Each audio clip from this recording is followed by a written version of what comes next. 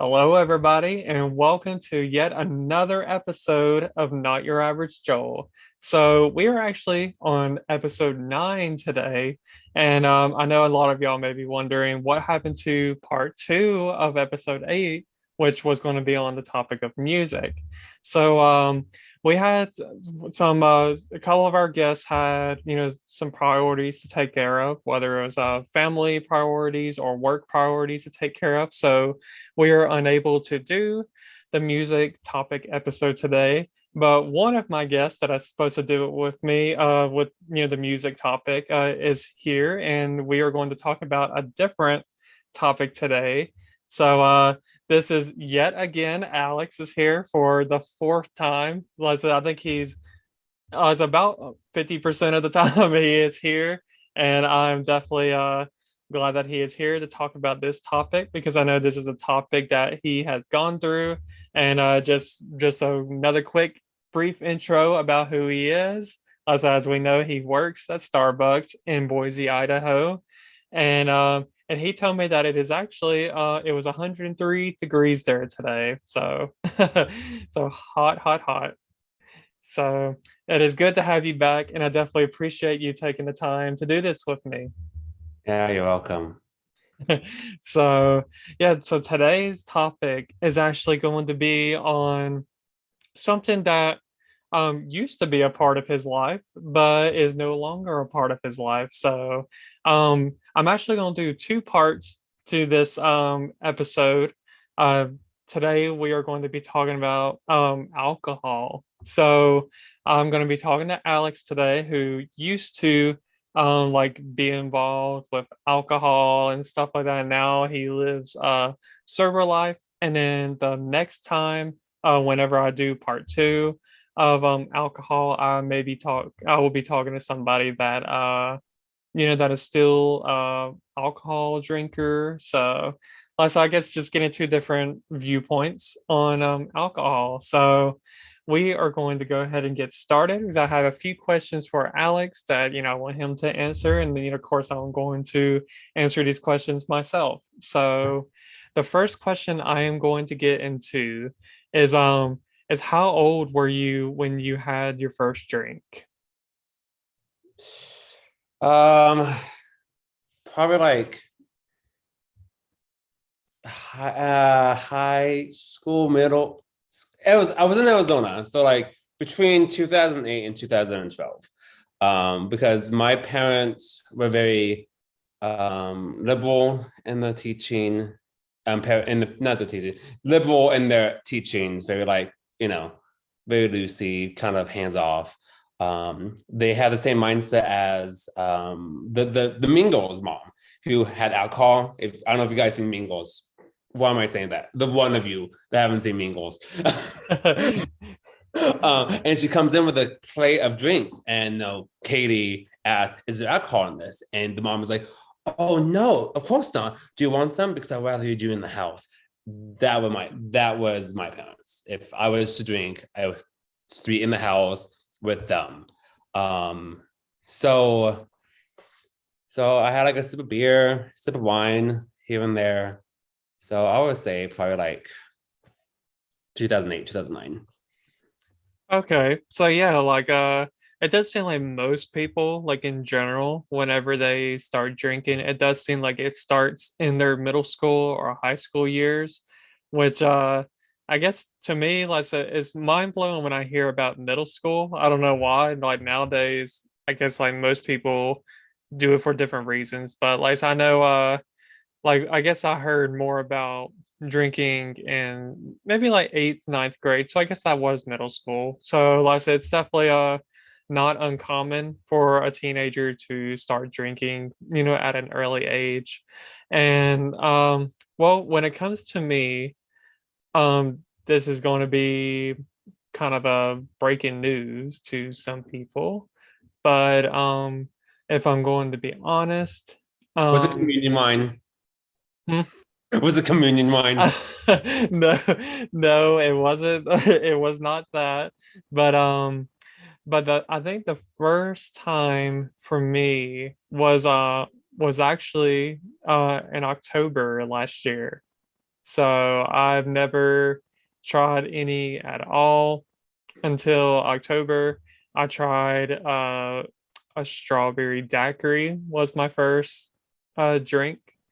So but I didn't drink the whole thing. Like I only drank like kind of like you know how at maybe they have it at the dentist still where like you have a very small cup of maybe like mouthwash. I don't know. Like I'm trying to think of like an example, but I feel like I've seen these like very little cups where I know especially at home we used to have these where like if you have like if we have mouthwash, like you can just put a little cup of mouthwash and it's almost like I know we're talking about alcohol, but it's like it's a little bit bigger than a shot glass, but it's like plastic. But anyway, I tried like a little bit like that size of the alcohol, of a strawberry daiquiri. So that was my first time that I tried a drink. So I was 28 years old.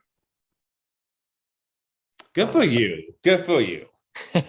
Yeah, so I know I'll get a little bit more into I guess as far as like why I did it, but because that actually leads into my next question. So like did you ever feel like you had a reason on like why you started drinking alcohol? Was it because you enjoyed like the taste of alcohol? Were you just trying to be socially acceptable by the people you were around, or was it something like maybe you were trying to numb some kind of pain temporarily?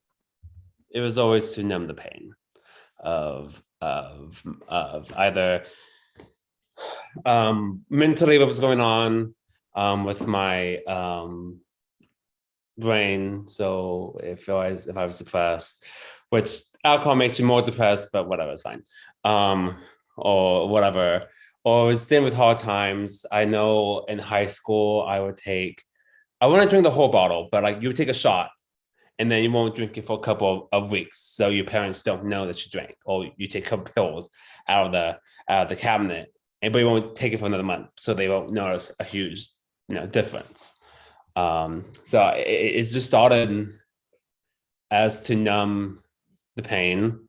Definitely for me, I was um, going through a lot of bad mental health issues, and like nobody was hearing me, and nobody was. I felt like I was shouting, and no one wanted to respond. So the only thing I could turn to were alcohol or pills.